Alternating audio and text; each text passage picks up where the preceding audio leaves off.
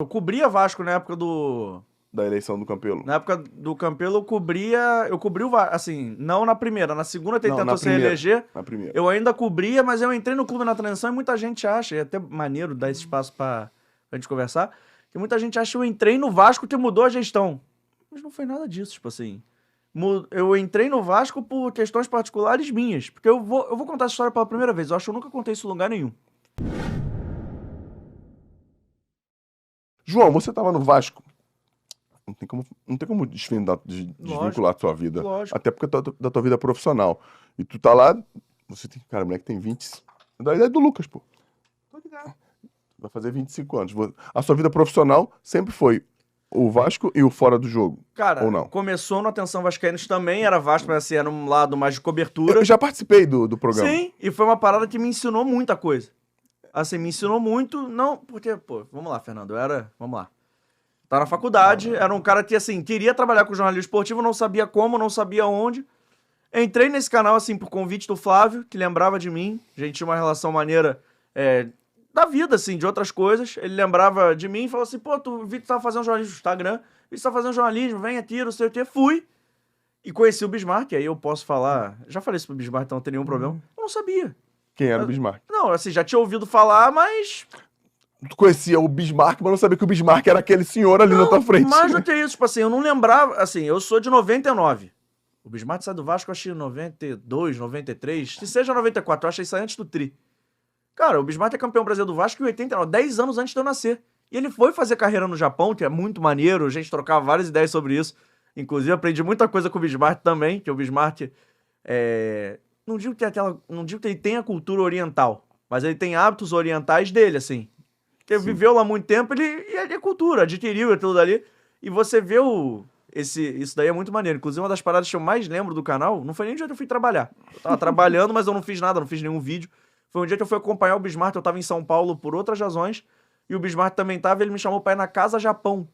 Na época da Copa do Mundo, achei... época da Copa do Mundo, época das Olimpíadas, enfim, alguma coisa assim. O Bismarck me chama pra ir naquela Casa do Japão, em São Paulo. E, cara, foi muito maneiro ver o tratamento dos japoneses, tinha muitos nativos lá, caras até que moram no Brasil, mas enfim, pessoas da cultura japonesa, reverenciando o Bismarck, ele falando em japonês. Eu falei assim, pô, que maneiro isso. Isso me chamou a atenção, abriu muito a minha cabeça. Maneiro isso, né?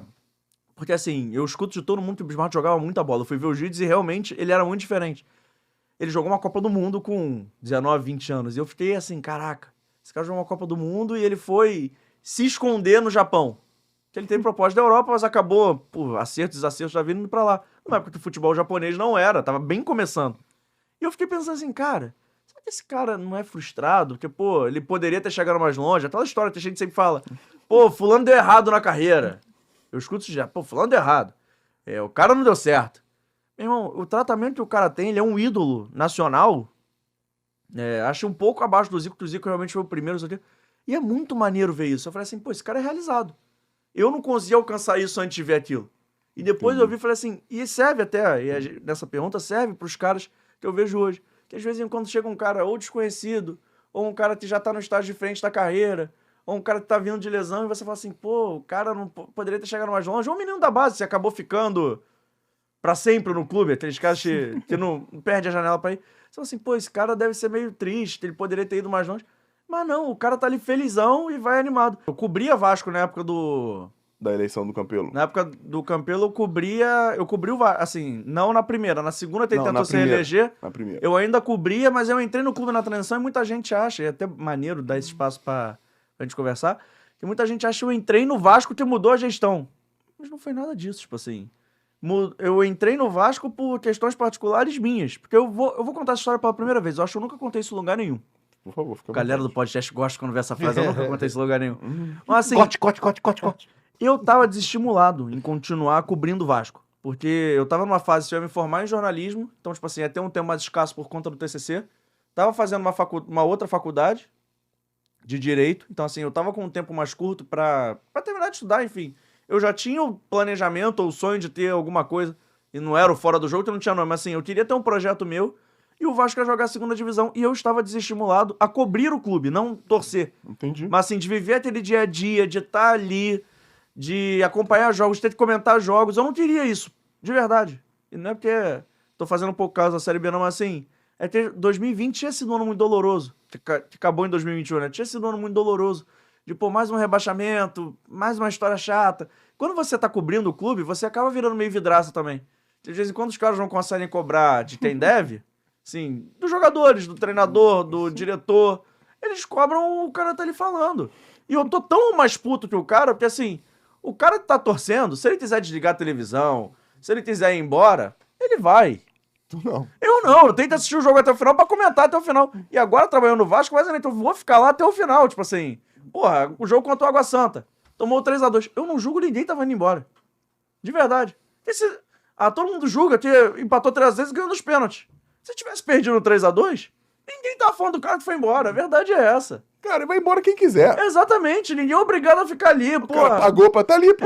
Ninguém é obrigado, e eu acho super de boa. Mas assim, é muito complicado, e eu tava desestimulado.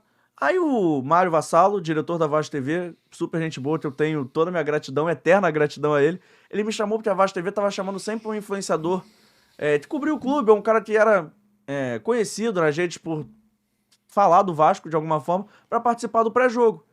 E calhou de ser na mesma semana, e calhou mesmo, assim, ser na mesma semana que eu saí do canal, que eu já tinha conversado que eu ia fazer uma coisa ou outra mais esporádica, mas enfim, já tava mais com o pé fora do que com o pé dentro. O Vasco me chamou e eu falei assim, pô, legal.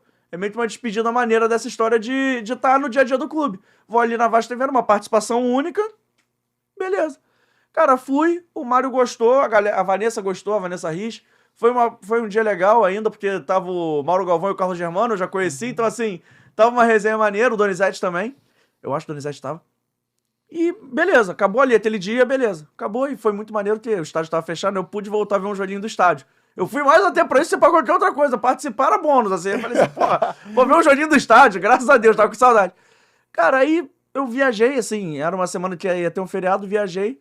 Na outra semana o Mário me liga e falou assim, cara, vamos conversar? Eu falei, vamos. Ele falou assim, pô, a Vasco TV tá num processo de reestruturação. Se você puder vir colaborar com a gente, participar aqui do pré-jogo, ficaria muito feliz. Assim, eu não sei nem se eu posso contar isso, mas vou contar. Não tinha nada de remuneração envolvida, era tipo assim, pô, vem ajudar o clube, até porque a gente não sabia se a Vasco TV ia continuar pra sequência do ano. Sim. Ia ser uma parada que ia ser só até o final do Campeonato Carioca. Então faltavam alguns jogos, assim, faltava mais da metade do campeonato ainda, ou metade do campeonato. Ele me chamou. E eu achei maneiro, assim, porque aí eu encarei, e com todo respeito, e não é pedantismo não, mas assim, o Vasco não chama, o Vasco convoca. Tipo assim, pô, o meu clube, na figura de uma pessoa, me chamou pra participar e meu sonho era estar aqui de alguma forma, seja cobrindo ou seja colaborando com o clube. Eu fui pra fazer o resto de Campeonato Carioca, sem saber se ia continuar. Não era meu planejamento de verdade, eu posso falar assim, não era o meu planejamento, não tava almejando, até porque aquela vaga não existia há 6 meses, 1 ano atrás. Tipo assim, não era uma coisa que estava ali, que acontecia. Aconteceu naquele ano e calhou de eu estar na hora certa, no lugar certo, no momento certo. E assim, calhou do Mário já conhecer meu trabalho, calhou da Vanessa ter gostado, calhou da gente ter criado uma química maneira ali ao vivo, todo mundo, e funcionou. Mas assim, poderia não ter funcionado e eu não estar aqui falando da Vasco TV hoje, e tudo bem. Porque não era meu planejamento ser colaborador do Vasco naquele momento. Eu já tinha tido uma conversa com o Vasco lá em 2019, eles sabiam que eu estava estudando e abriram as portas para, se eu quisesse aprender um pouco mais no mundo, e também nunca contei isso, no mundo de assessoria de imprensa. Eles me chamaram para virar estagiário do Vasco na área de assessoria de imprensa. Eu quase fui, o Bismarck falou para eu não ir, e foi o melhor conselho que eu recebi na minha vida. Sim, se eu tivesse elencar um conselho bom na minha vida que eu recebi de alguém que não é da minha família, seria esse conselho. Foi o conselho que mudou minha vida. Que bom. Porque assim, se eu tivesse ido para ser estagiário da assessoria de imprensa, provavelmente eu não teria voltado pra frente das câmeras, provavelmente eu não teria aprendido, eu teria aprendido outras valências, outras paradas, mas eu não teria aprendido a fazer o que eu realmente gosto, o que eu sonhava em fazer, e não estaria fazendo isso. Então meio que o Bismarck mudou minha vida. Que a gente foi almoçar, eu fui contar, né, pô, detalhe, na época no canal também não pingava tanto e no Vasco tinha uma bolsa, assim, uma ajuda de custo pro estagiário. Sim. Então, pô, imagina, eu com 20 anos poder falar que eu trabalho no Vasco, ganhando alguma coisa, eu falei assim, porra, brilha aí. O Vasco me paga pro falar. Tipo assim, era essa vibe, 20 anos. Eu recebo pra ver jogo do Vasco. Porra, era tipo isso. Mal sabia eu que ia ser tipo assim, sub-8, com todo o respeito de categoria, mas tipo assim, ia ser o estagiário do estagiário. Era pouca experiência. E o João falou assim, cara, não vai, fica aqui aprendendo com a gente, vai mudar. E mudou. E calhou de no futuro eu ter voltado ali pra ter recebido esse segundo convite do Vasco, eu falei que aí, pô, não chama, convoca, né? Porque eu já tinha recusado o primeiro, eu não ia deixar o cavalo selado passar na minha frente pela segunda Pelo vez. amor de Deus. Cara, montei, tô sendo muito feliz. Você e o André? Sou eu e o André. O André é o narrador. O André é narrador. André Marques, né? É, trabalhou Rádio Globo, Rádio Gente Tupi. finíssima. Cara, eu conheci os caras na pandemia. Pô, pra fazer live, enfim, eu tinha jogado no Vasco. Gente boa. E assim, foi uma parada que realmente mudou. O Garone, que era o comentarista, na verdade, o André Garone, que hoje tá no Nosso Futebol, tem o canal do Garone. Sim. O Garone acabou saindo por questões particulares dele, profissionais, pessoais, enfim, não sei de que ordem, mas ele me avisou. A gente tem até uma boa relação. Não dá pra falar que eu sou o melhor amigo do Garone, até porque ele mora em Petrópolis e raramente ele vê eu rir. Inclusive, tá me devendo tomar um chopp. Até hoje a gente tá, ó, protelando esse chopp. Ainda bem que não é dinheiro. Se não tá me devendo, eu vou pagar, hein, garoto. Não, mas assim, tá no Vasco foi muito assim, não é que, é por acaso. Eu acho que foi uma parada meio de destino, assim. Tinha de ser daquele jeito, daquela maneira. E rolou, tá acontecendo, tá sendo legal. E eu entendo, e eu acho que eu tenho essa maturidade bacana, e eu não tô aqui falando que, vou sair do Vasco amanhã. Mas assim, eu entendo que todo ciclo, ao mesmo tempo que ele começa, ele vai ter uma hora que vai se encerrar e tá tudo legal. Talvez por omissão profissional, talvez por motivação pessoal, não sei. Não sei o que vai ocasionar a minha saída, mas eu sei que eu vou sair um dia.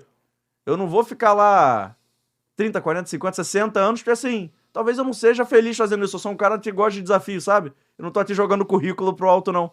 Mas é porque eu acho legal a gente explicar isso pras pessoas. As pessoas falam assim, você chegou ali e tá maneiro. Você vai ficar ali. Sim. Não. Você é inquieto também. Você é inquieto. Sei bem disso, sim. Inquieto de ser um cara que tá sempre procurando coisa nova, tá procurando um jogador novo, procurando um negócio. Eu acho que eu sou um pouco assim também. Eu tenho fora do jogo. Talvez um dia o fora do jogo... Hoje em dia eu consigo conciliar e dividir bem. Mas talvez um dia o fora do jogo tome todo o meu tempo, ou acho que ele precisa de mais tempo que eu não vou conseguir fazendo aquilo dali. E tá tudo bem. E é o teu projeto, é o teu filho fora do jogo. Porra, não tem jeito. Não, eu tenho carinho. Eu nunca fui pai. Eu tava falando isso hoje no almoço, cara. Eu nunca fui pai. Mas eu tenho fora do jogo como se fosse meu filho. Eu acho que talvez seja o mais perto de amor de pai que eu possa ter por alguma coisa pelo fora do jogo.